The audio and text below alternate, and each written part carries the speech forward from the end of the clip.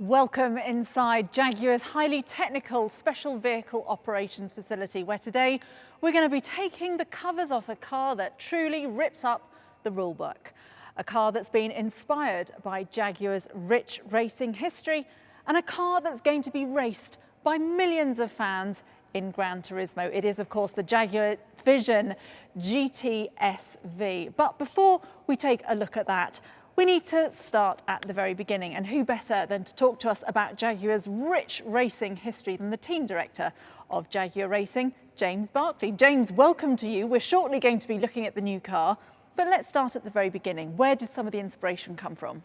Well, it's an honour to be with you today, actually, to take you through some of the history of Jaguar's racing and specifically the cars that have really inspired the GT SV. So the first car we're looking at here is the Jaguar C-Type, really one of the cars which was pivotal in writing Jaguar's success in motorsport and on track. The C-Type had a 3.4 litre straight six engine and started to really introduce the concept of aerodynamics, as you can see with this beautiful aluminium body. It had a tubeless steel chassis, so really kind of bringing a lot of rigidity and strength. But what's most important about this car to all of our daily lives today is the first racing car to use disc brake technology. In fact, developed by Sir Stirling Moss and our factory test driver, Norman Jewis. We proved that technology on the racetrack, and it's something we all enjoy the benefits of today. So a really iconic car, not only for Jaguar, but for the history of motoring as well. And we then come to the Jaguar D-Type, a really achingly beautiful racing car, and you really start to get the understanding of how we used aerodynamics now in terms of optimizing performance. So making the car fly through the air as easy as possible, reducing the friction of the car through the air, improving top speed, really designed to race at places like Le Mans where you needed really high top speed, but achieving a beautiful design at the same time, really just a stunning car. We made this in a long nose and a short nose variant, and like the C-Type, incredibly successful. This car won Le Mans in 1955, 1956, and in 1957 came first, second, third, fourth, and sixth. So an incredibly successful car. But one of the real trademarks of the D-Type is this beautiful tail fin you can see here, really introduced for the high-speed straights at Le Mans where you had very fast corners. It helped create more stability, especially in yaw at high speed, and as a result also created a beautiful piece of design on the car as well. But yeah, if you had to have one in the collection, this has got to be right up there. Definitely, yes. Then we come to the Jaguar Xjr9, a real powerhouse, a brute of a sports racing car. This was the Group C days, Group C regulations, and really iconic period of racing history with fantastic manufacturers going head-to-head, racing around the world, and the main event being at Le Mans. In one of the most iconic liveries of all time, the Jaguar Silk Cut livery, just beautiful. It's got to be up there as one of the most iconic liveries. This is the 1988 Le Mans winning car, powered by a V12 engine, 700 horsepower. But in its low configuration, it's Le Mans low downforce configuration to reduce basically drag and again optimize top speed. So you see this really low wing, and it's something you'll see in terms of inspiration for the GT SV shortly. The rear wheels covered again to reduce drag, make it as quick as it can be through the air. Amazingly, this car did 240 miles an hour every lap for 24 hours. So an incredible piece of engineering, but also at the same time just done in a beautiful way from a design point of view, both in its physical appearance, but also actually in the livery as well. And from that we move to the present day, because now we're racing electric cars. Absolutely, and this is a car I'm very proud of as a team. It's our fifth all-new Formula E car. It's the Jaguar I-Type 5. Over 1,000 new components developed for our new season in Formula E. Formula E for us is a real-world testbed for electric vehicle technology. We are pushing electric vehicle technology to the absolute limit, racing fantastic teams and manufacturers with 24 fully professional drivers. It's about optimizing this technology to be successful in that environment. And it's been an incredible program to take our experience and our knowledge as a racing team and take that and apply it to the GT SV. We've taken 4 of the powertrains from this car and applied it to the GT SV. It's quite incredible for us to take our capability and apply it in this way for the game. James, thank you very much. Well, there you have it. That is the DNA, the backstory, if you like, to the GT SV. I now think it is time we take the covers off and we take a look. Wow, that really is incredible. Who better to entrust with taking the Vision GT Coupe that's already racing in the game and just take it to that next level than the special vehicle operations team. And I'm delighted to say that joining me now, I've got Jamal Hamidi, the engineering director for SVO, and Ollie Cattell-Ford. You have been responsible for designing the exterior of this car. Jamal, just starting with you, my goodness, this car is huge. It is, it's absolutely epic. And as wonderful as it looks, the technical specs on this car are really just mind-blowing. It's got a huge, massive lithium-ion battery. It's got 4 motors, one on each wheel, almost 2,000 PS, 3,500 kilowatt or Newton meters of torque, 0 to 60 in 1.65 seconds. 1.65 seconds, how could you possibly know that? Well, one of the really cool things is that we have used the same tools that we use in our production cars to develop this car in the virtual world. So whether it's our CFD analysis for aerodynamics or lap time and acceleration projections, we can project the performance envelope of this car fairly accurately. And it must be fantastic for guys like you as well to be involved in a project like this where there are just simply no rules. There's no budgets, there's no racing regulations. It's a dream, and you know, you're really only limited by the creativity inside your brain.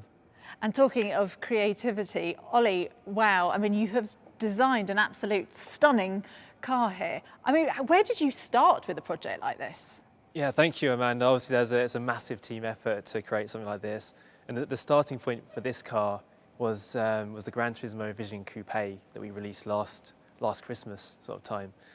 And we just, the first thing we did when that car came out was just play it for hours and hours, probably way too long actually, and really get a feel for how the car turned out in the game. And from that, the car came out. It was launched, and we saw this amazing content created by the gamers. So we had these YouTube videos reviewing this, our last car. And we took all of this, all these learnings, all this feedback, and we wanted to create something even better. And so this is it. This is our endurance race car. And so the key to making this happen, to create this amazing aerodynamics package, was really to get the SV guys on board. And do what they do best and make this work in the real world as well as the virtual world.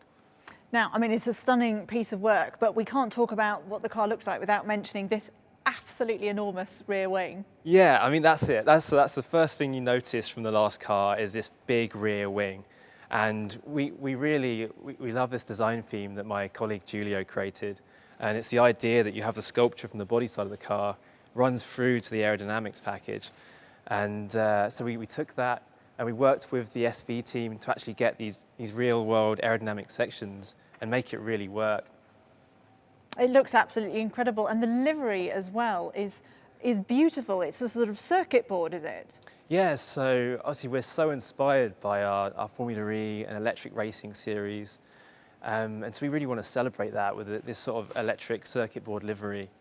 And at the same time, it has these links to our heritage. So we have the dates dotted around the car. They're actually the dates that our heritage race cars came out. Oh, okay. So that carries on all the way through the car, I guess, to the front as well? Yeah, and throughout the car, we've linked our heritage into it. So the front fenders, for instance, they really reference the shapes that we had on our C-Type Jaguar. Well, it is absolutely incredible. Congratulations to both of you. But now the question that's on everybody's lips is, what is it like to actually race an electric car? Well, I'm delighted to say that I have the man here to tell me. Sam Bird. Sam, welcome. Now, you have just recently joined Jaguar Racing, and this is going to be your car this year. You've been involved with Formula E since the very beginning. What's it like to race an electric car? Hi, Amanda. Firstly, I'd like to take the time to congratulate the guys here because they've created an absolute beast. It looks absolutely incredible, guys. Well done. To drive a Formula E car is challenging, exciting, fast. Handling 250 kilowatts underneath my right foot certainly takes a lot of skill, especially on the fact that we're only racing on city circuits. 250 kilowatts. You've got one motor, you've got 4 motors in that. Yeah, one on each axle. That's going to be a serious challenge for everybody playing on Gran Turismo. This car is going to be an absolute beast in a straight line, and I can't wait to see what it's like in the game. But you're not unused to trialling new things, new technologies in your race car, are you? What's quite exciting actually, Amanda, is that there's technology already coming from the I-Type 5 and going into the virtual world in the game.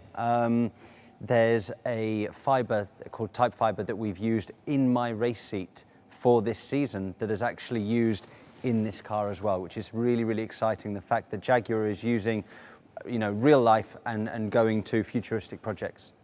Now, we've just heard about how this car, they can simulate just how fast this is going to be. You're very used to using simulators in the world of racing. I mean, it wasn't that long ago that drivers were actually using Gran Turismo to learn circuits that they would soon be racing at. I was one of those drivers, Amanda. I used to use Gran Turismo back in the day on my PlayStation to learn the circuits. Nowadays, along with Jaguar Racing, I use their state-of-the-art simulator to learn the circuits and to help improve our race car to make it go faster. But the technology now is so good on these games and the graphics is so good that it is really, really close now to what we use as our state-of-the-art simulator. So the gaming world has really come on leaps and bounds in the last decade. And a final word on the Vision GT SV? The final word on this car, I mean, I wish I had the keys. If I had the keys to it, I'd go out and I'd drive it to the absolute maximum, but I guess I'm going to have to just wait and drive it on Gran Turismo. Well, I also cannot wait to get my hands on it and have a go as well. And the GT SV is going to be coming to Gran Turismo in 2021.